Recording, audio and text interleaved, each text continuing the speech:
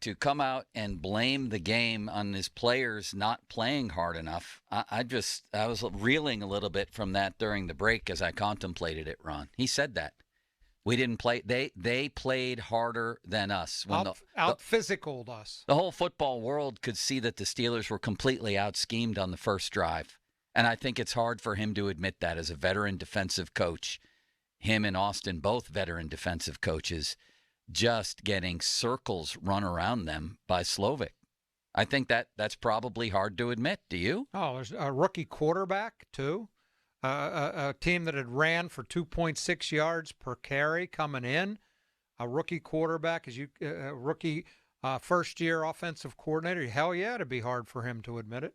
And a ravaged offensive line. Yeah, well, that's shame on me for not mentioning that first. They had four backups out of 5 on the field at the opening game. I don't remember a lot of weeks, even after losses, where Tomlin has simply come out and said we didn't play hard enough. I mean, that's an indictment. But that's an old hockey. Yeah, that's an old hockey. They worked harder than us. They wanted it more.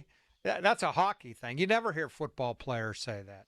Teams say and that. I've always felt that that's a hockey thing because coaches and players want to throw fans off the scent of what really was wrong.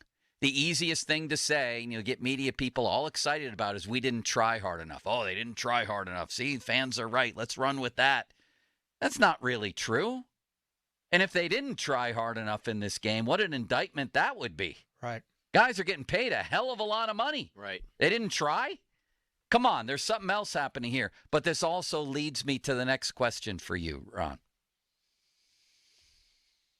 Mike Tomlin last week admitted that he was BSing at his news conference, talking about mojo on offense, sort of playing around with the media and telling them something that flat out wasn't true that he didn't believe.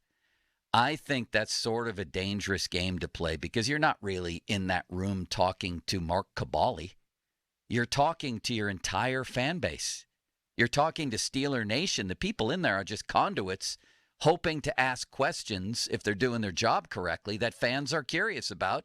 And then you, as Mike Tomlin, are answering for the literally millions of people out there who follow the Steelers. It's not about am I giving you guys, throwing you guys off the scent or giving you a bunch of BS. But the problem is when you admit that, I think you injure your credibility moving forward with your fan base. How do we believe anything he said today then? Do we actually believe that he thinks they didn't play hard enough? Do we actually believe that his excuse on 4th and 1? Or is he BSing again? I don't think he was BSing 2 weeks ago. I have no idea why he said what he said last week. He talked about how I brought up that mojo thing just because you guys keep asking me same question. He used the mojo thing in his opening statement. You know how he does that opening monologue? Yeah. He brought it up before he was ever asked anything in a repetitive fashion. Yeah. So I don't think he was BSing when he was talking about mojo. Why he said he was last week, I have no idea. I agree with you. I have no idea. I agree with you, but that the damage is still done by you saying you were BSing people. Right. Yep. I came to my news conference talking, he didn't say this, but talking to all of Steeler Nation and basically didn't tell the truth. Was just trying to throw you off the scent. Or to shut you up with your questions. Right. Yeah. So to me, that now moving forward, well, what can we believe and what not? Even if we don't believe that, I mean, now we're digging into a hole here. Well, you've lifted up the curtain on that idea, right? Right. That's what I do sometimes.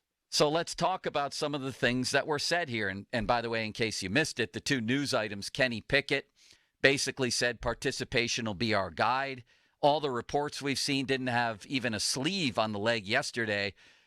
Said, all the quarterbacks could get involved a little bit, but made it sound like Kenny, to me at least, if he's moving in this direction, is going to play. That's what I took from it. He basically said he's going to do some work tomorrow, some practice work. He doesn't do that with a lot of guys. He'll say, well, they might be limited early in the week. Yeah. He's practicing tomorrow at least to some degree. I came away from that thinking I'll be shocked if he doesn't play now. Yeah, me too. And also, Matt Canada, any changes there? Not at this juncture. No. At this juncture is an interesting answer. It wasn't a defiant no, are you out of your mind? It was at this juncture, no. Yeah, next week is the bye week. It might be a different juncture, right? Yeah, we got that. We got that answer for now. There were other things that stood out. One was the 4th and 1 call. Another, by the way, getting back to what we just talked about, he actually said that quarterback is the same as every other position when you're evaluating injuries. I simply don't believe that. I don't believe it. I've seen Ben, for example, go out there on one leg. Yeah, but didn't he qualify by saying young quarterback? That he still So needs... if he was 4-0 and his young quarterback was playing great and it was a big get, Joe Burrow's in his 3rd year, isn't he? 3rd or 4th? I think he's a little further along than that. But what year is he in? 5th, I think. Or is it his 4th? I can't keep track. So if Pickett was 4-0 and playing great, I just don't believe quarterback is evaluated young or old the same as any other position. No, I think he's the most important player on the team. The way I read it was that he has to practice if he's going to play. Why? As opposed to Ben, who doesn't have to practice because he's been around forever. So if he had a star young quarterback and was going into a big game, which this one is. But he doesn't have a star young quarterback. Okay, so he's admitting that then. Well, I guess okay. If you want to read that translation. I sure do. If I was Houston and I had C.J. Stroud going into a game for the division this week or leading up to the division, I'd give him till Sunday morning. That's what I'd give him. He's better than Pickett. Okay, then he's admitting that too? I mean, if I believe in my first-round pick quarterback, I'm not treating him like my right guard during practice. If I think that he's that much of a difference maker, and I must because he's my quarterback, I don't believe that you should or that he does treat his young quarterback the same as every other position.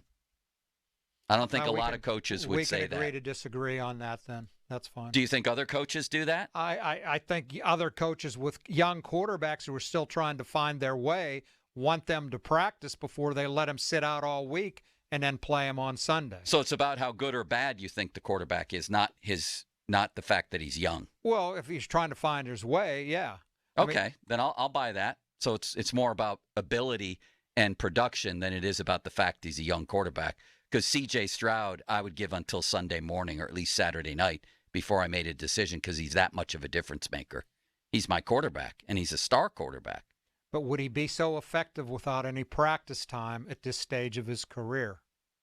I think he needs to practice too. Now, it doesn't mean to have to practice Wednesday and Thursday, but I would think at least by Friday he's got to be out there and practicing. C.J. Stroud? As opposed to Ben, who was played 87 years. You mean from a preparation for the other team standpoint? All of it. Preparation from your game plan and for the other team. As a young guy. I guess I would rather have a somewhat unprepared C.J. Stroud for a huge game than I would Davis Mills going into that game. Depends who your backup is, too. I mean, Trubisky has played in the league a lot more than Davis Mills has. I don't know. Yeah, I guess we will agree to disagree on that one. If I have a guy that I believe in as my quarterback, it's not the same to me as my right guard. Well, it isn't the same as your right guard. He said same as every other position. I still think practice is important to a young guy who's trying to find his way. Okay. Well, of course it is. But the question really refined is, even without that practice on Friday, are you giving your quarterback a little more latitude than most other positions? I am. Ben, yes. Kenny Pickett, no. If he doesn't practice by Friday, I'm not playing him on Sunday. Okay. I don't think that's fair to put him out there in that situation. Ben knows he can do it without the practice. I think a young, good quarterback I'm giving more leeway to. If I don't believe in my quarterback that much, then maybe not. Question is, does he have a young, good quarterback? Yeah, that's what I'm getting at. I don't know. I just that one was problematic to me. And then the 4th and 1 was downright ridiculous. Can we hear that? Yes. Hang on one second. Not the big package. Yeah, here we go. Bad call or bad execution? You know, there's a lot of variables at play. The bottom line is it wasn't a good call because it wasn't productive. But to be completely transparent with you, we lost a lot of short yardage personality because of Dan Moore and Pat Fryermuth. We lost all our big packages. Broderick Jones was already on the field. And so we probably had to get out of our intended box, if you will, in that circumstance because of lack of player availability at that point in the game. But such is life, man. This is the National Football League. I don't get that. I don't get why he was in the shotgun necessarily, why you can't run a play action from underneath center, or why not even the way Najee was running to try to run the ball. It's downright ridiculous what he just said. First of all, Fryermuth can't block, and there was a play. Is he involved in their big packages? Isn't Mount Washington goes in? Does Fryermuth stay on the field? Yeah, he does. And earlier in the game, Archuleta on a similar short yardage play where Jalen Warren got blown up behind the line of scrimmage for a 2-yard loss, circled Fryermuth on the play and said, look at that. Who's 52 again? Greenard. Yeah. Greenard sends Fryermuth 6 yards across went all the way across the line. Right. The line. Mm-hmm. So you need that guy to get a yard, and that gets me back to, is he just BSing people here? And because he admitted he does that last week. And Broderick Jones was on the field. That was part of his excuse. Oh, you mean the 6'5", 311 a pound Broderick Jones? You're never going to be able to run short yards with Broderick Jones? So instead of Dan Moore and Fryermuth, he has two of his biggest players, if not the two biggest players on the roster, in Jones and Mount Washington. So therefore, we couldn't possibly try to push people ahead for a yard. What? That was by far his worst answer the whole press conference. What? Made no sense. Nobody thinks of Fryermuth as a short yardage blocker or a blocker of any sort. Period. Right? That was just a horrible, horrible answer. It was one of Tomlin's. It was his worst news conference of the year and one of the worst I've ever heard. I don't know what the hell he's talking about. And then again, last week, he told us he BS's us during these things. So what are we supposed to believe anyway?